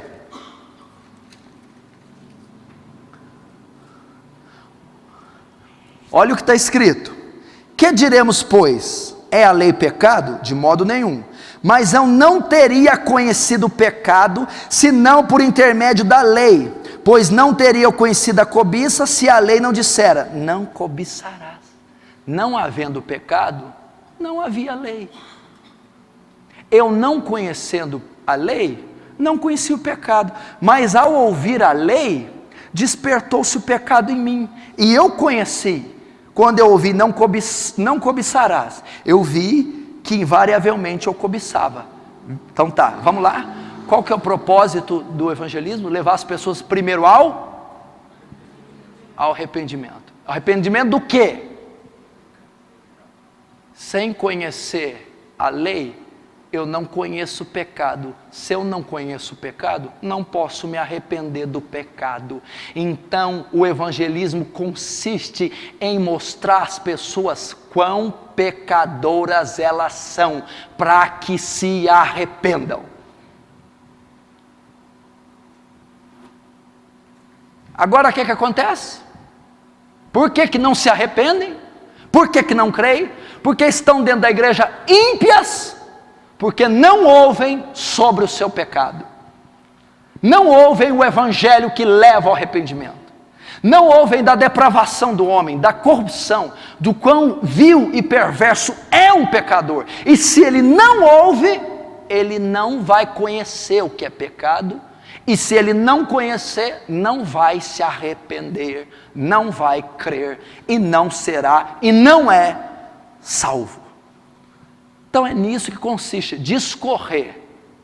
Osso seco, em primeiro lugar, você tem que saber que você é um osso seco. Meu irmão, se uma pessoa se julga certa, ela vai se arrepender do quê? Para ela se arrepender, ela não tem que ser convencida que ela está errada? Sim ou não? Não foi eu que fiz, eu não tenho culpa. Quem não tem culpa não vai se desculpar.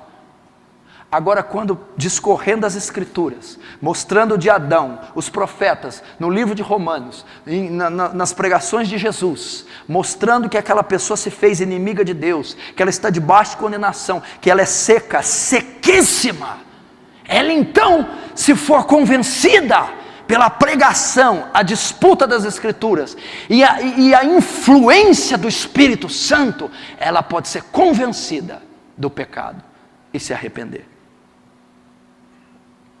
É isso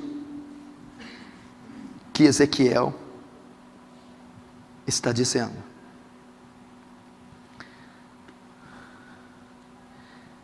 É assim que se inicia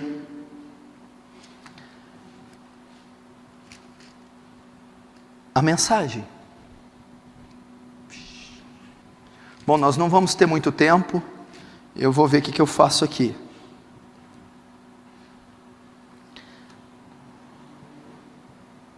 Depois que você faz isso, e é lógico que eu falei aqui em 20 minutos, isso aqui leva dias. Você não fala para o pecador, você é pecador condenado por corrupto para o inferno, em 10 segundos. Você vai explicar, primeiro debater intelectual e logicamente, explicando, discorrendo, indagando, flertando. Depois, através da ação do Espírito, com a primeira aula. Com a primeira aula, saber o valor que a alma tem, guerreá-la no mundo espiritual, porque é uma batalha espiritual, tirá-la do inferno.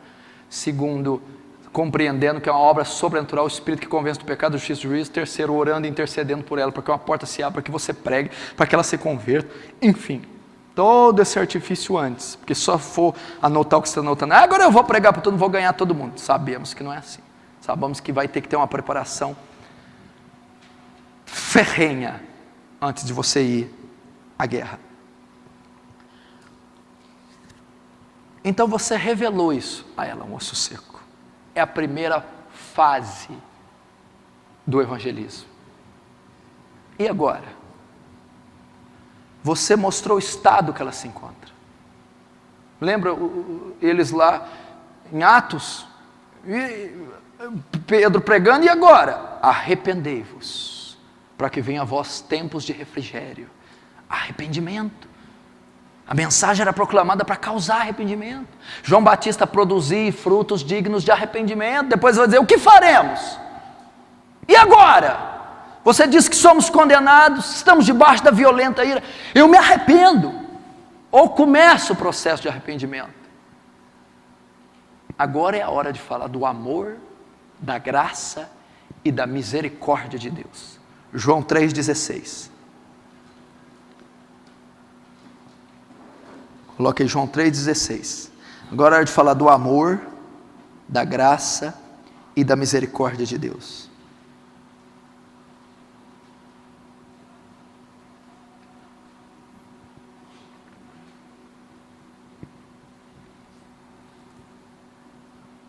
Está em João 3,16. O que está escrito? Porque Deus amou o mundo de tal maneira que deu o seu Filho unigênito para que todo aquele que nele crê não pereça, mas tenha a vida eterna. Preste atenção. Veja que há também uma argumentação no evangelismo.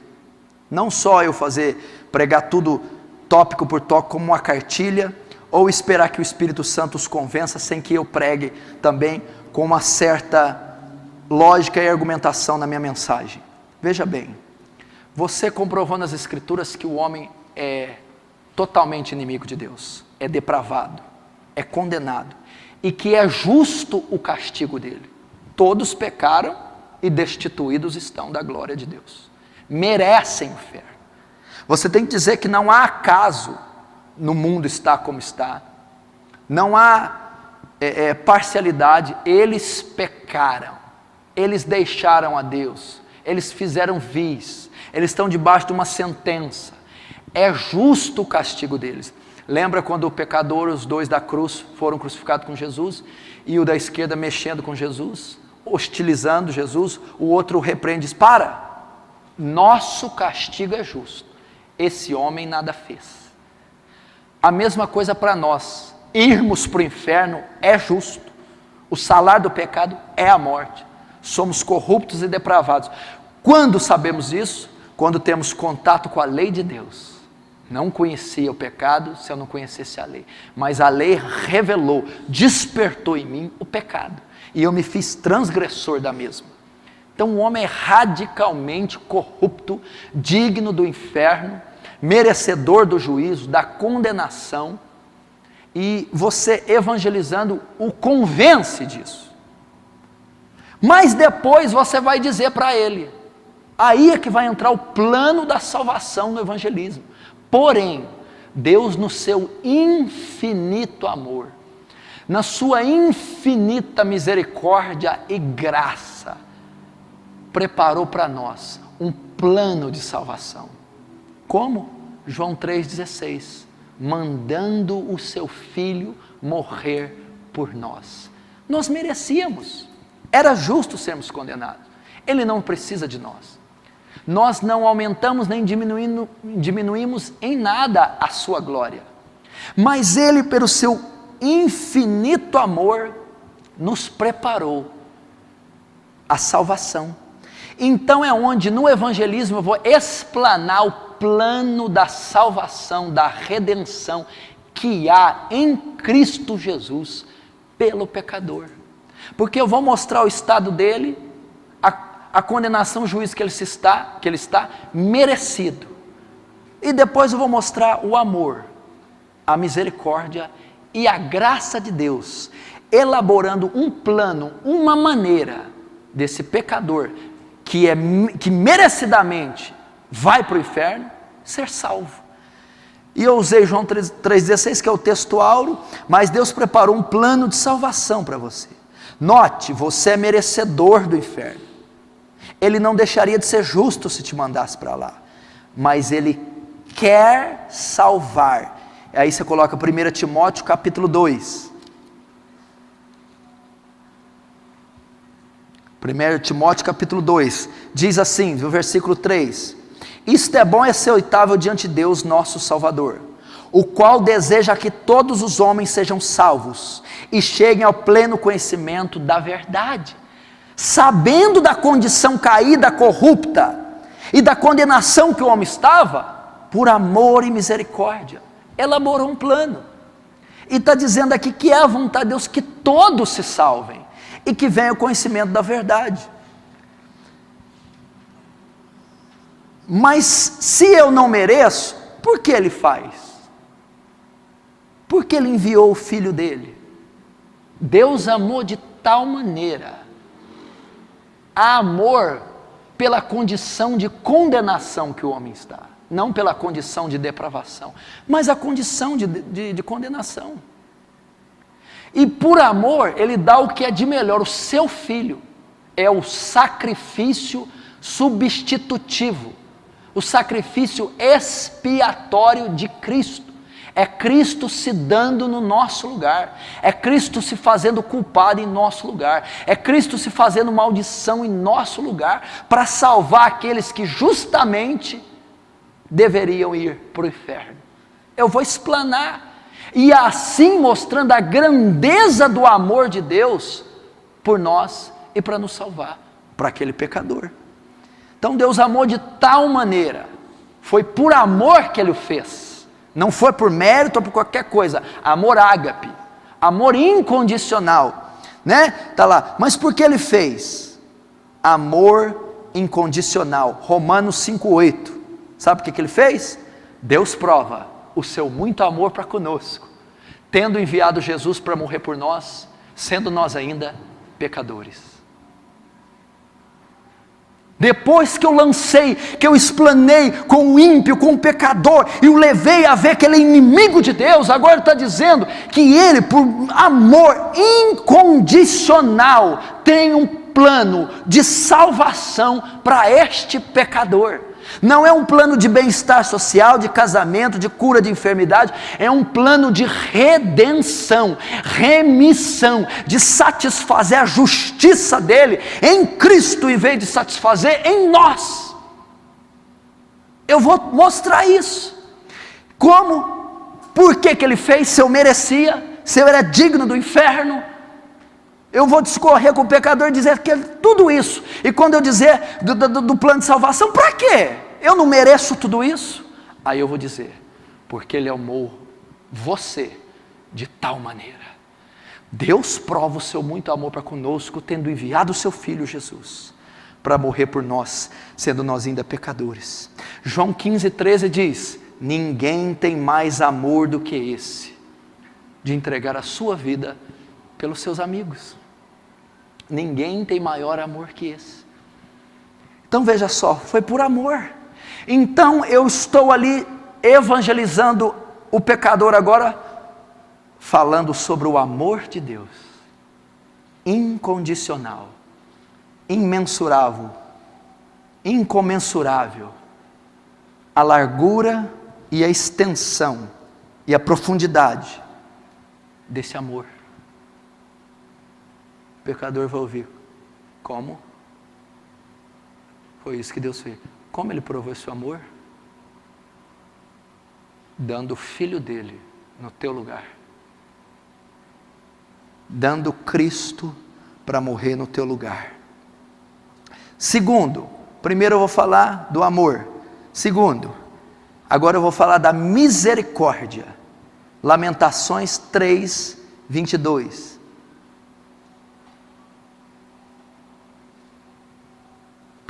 Então estou dizendo ele agora sobre o amor de Deus, sobre o plano da redenção. Depois da misericórdia. O que está escrito em Lamentações 3, 22?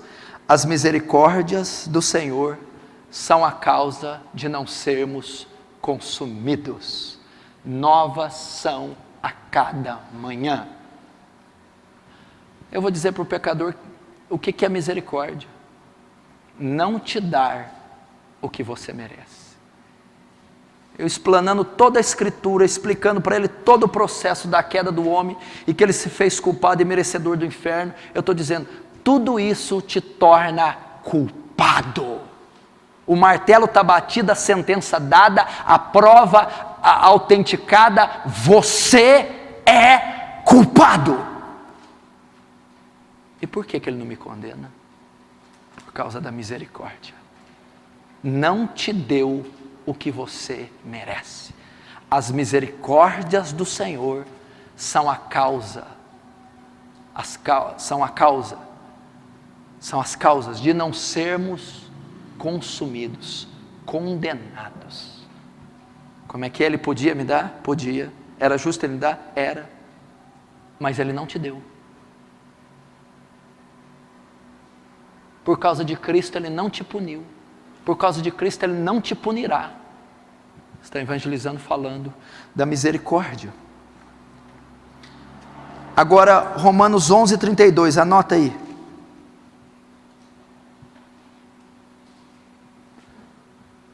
Olha o teor desse versículo, escutem. Porque Deus a todos encerrou na desobediência, a fim de usar de misericórdia para com todos. Deus encerrou-os, fez todos culpados. Para quê? Para que pelo seu amor não os condenasse. Misericórdia. Misericórdia. Por que eu não bato meu carro se eu mereço? Não arrebento a minha cabeça se eu mereço? Por que esse monte de pecado ainda não me matou e eu não estou no inferno até hoje? Por que Ele não me deu o que eu sou digno? Quantos aqui já se acham dignos de estar no inferno uma hora dessa? Ou já se acham dignos, nem sabem por que chegaram até aqui pelos pecados que já cometeram? Levanta a mão. Quem? E por que Ele não faz? Misericórdia. Você vai dizer para o ímpio, e a chance do Espírito trabalhando é muito maior que está em você. Por quê? Porque ele vai explanar toda a vida dele para você. Eu fiz isso, e você ainda disse que Deus me ama? Claro que Ele te ama. Como pode? Como é que você pode estar vivo até hoje, Ele não ter te matado, tendo feito tudo que você fez? Verdade. Misericórdia. Ele usou de misericórdia com você até hoje, e não foi o fato dele te pôr numa cadeira de rodas, foi o fato dele não ter te enviado para o inferno e ainda está dando uma oportunidade de você crer no Evangelho e ser salvo. Misericórdia. O que? Você fez tudo isso e ainda está vivo, ainda está de pé, são e salvo. Como Deus é misericordioso. Misericórdia. E terceiro, graça. Graça.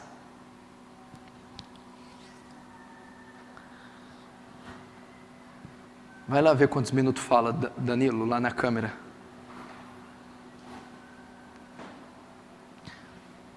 Agora você vai explanar ao pecador sobre a graça.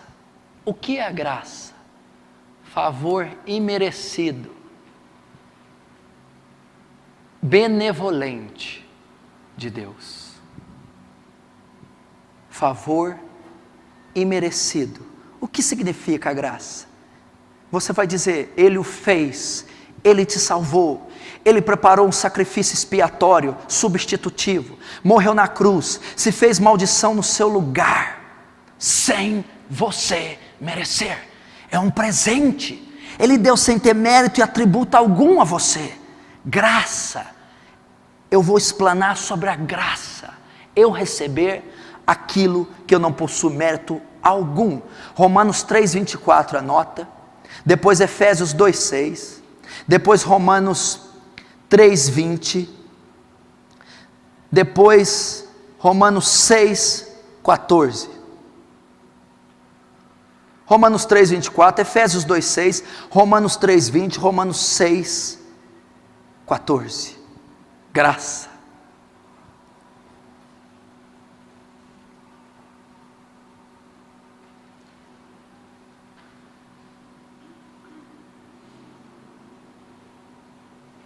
O que ele diz?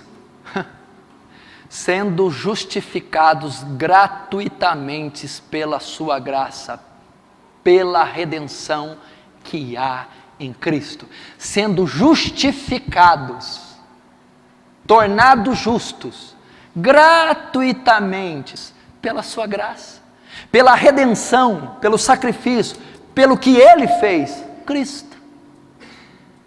Eu vou dizer que alguém morreu no lugar, pagou o preço, rasgou a dívida, que eu tinha dito que Ele tinha, que eu tinha dito que Ele fez vil, perverso, condenado e totalmente digno da morte.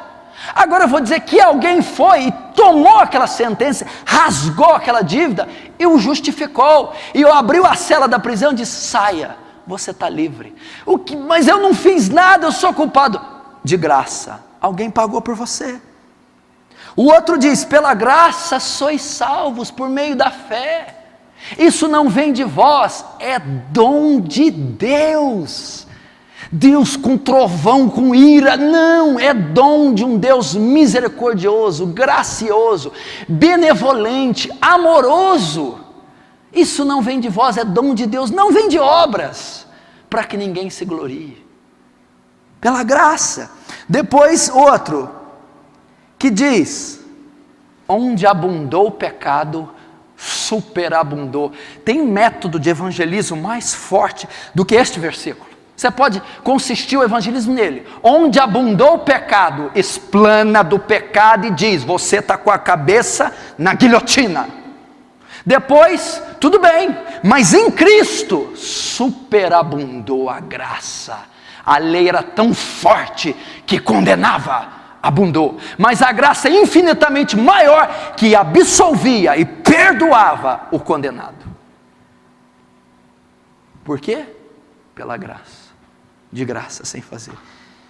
E Romanos 6,14 diz, o pecado que os condena, que os mata, não terá domínio sobre vós. Como? Imagina você dizer isso, mas você acabou de dizer todas as coisas para mim, pecador.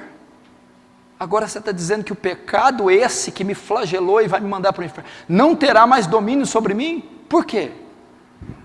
Porque agora, se você se arrepender, crer, você não está mais debaixo da lei, e sim da graça. Você tem cancelado a sua dívida e você é salvo. Assim que eu explano. E tudo isso, aonde? Todo esse método de evangelismo, toda essa graça, todo esse João 3,16, a segunda parte, quando eu vou demonstrar o amor de Deus, deve convergir na pessoa e no sacrifício de Jesus Cristo. Então você vai entrar exatamente que todas essas coisas são possíveis porque convergiram na pessoa de Jesus Cristo. Gálatas 3,13. Ele nos resgatou da maldição da lei, meu irmão, se fazendo maldição em nosso lugar, pois está escrito: maldito todo aquele que for pendurado no madeiro. Maldito todo aquele que for pendurado no madeiro. Filipenses capítulo 2, 10 também diz o quê? Que haja em vós o mesmo sentimento que houve em Cristo Jesus, que sendo em forma de Deus, não julgou por usurpação ser igual a Deus, mas aniquilou-se a si mesmo, esvaziando-se, tomando a forma de servo, de homem. Por nossa salvação, foi que Cristo fez todas essas coisas. Deve convergir nele. Tudo é para Ele, porque dele, por Ele e para Ele são todas as coisas. Então eu termino dizendo de todo o processo da salvação, convergindo na pessoa e nos méritos de Jesus, começando por Isaías capítulo 9, um menino nos nasceu, um filho se nos deu, e o seu nome e o principado está sobre os seus ombros, o seu nome é maravilhoso, conselheiro, Deus forte, Pai da eternidade, príncipe da paz. Por que ele nasceu? Porque está escrito em Lucas 1, em Mateus 1, e a virgem conceberá e dará à luz a um menino e por-lhe-á o nome de Jesus. Ele salvará o seu povo dos seus pecados. É Ele a consumação, é Ele bradando na cruz: está consumado, que o pecador tem direito de ser salvo. A graça e a misericórdia vieram por Jesus. Jesus é a salvação do pecador. Você termina dizendo: porque um morreu no seu lugar, para que você não tivesse morrido, e apagou a dívida escrita que era contrária a você, cravando-a na cruz e te dando vida e vida eterna. Esse é o plano da salvação, que termina na pessoa de Jesus. Deve ser assim que você deve abordar um pecador. E quando você prega desse jeito, quando você anuncia exatamente o que eu te disse, a raiz do evangelho de Cristo, mostrando: ossos, vocês estão secos, sequíssimos, debaixo da ira e do juízo, mas há um plano de redenção feito, construído debaixo de graça, misericórdia e amor incondicional, na pessoa de Jesus Cristo. Agora arrependei-vos e crede neste evangelho. Estou para te dizer que a primeira parte vai levá-los a arrepender, a corrupção. A segunda vai levá-los a crer, o amor. E quando são levados ao arrependimento e à fé, se converteram, estão salvos, estão se convertendo, serão salvos, e logo em seguida produzirão os frutos do arrependimento. Tudo isso deve convergir na pessoa de Jesus Cristo. Vamos ver isso para encerrar em Atos capítulo 2.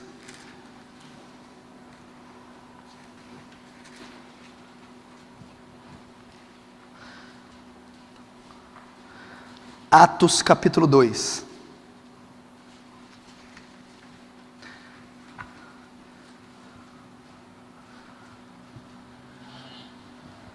Veja o sermão evangelístico do apóstolo Pedro, onde ele ganhou 3.000 almas.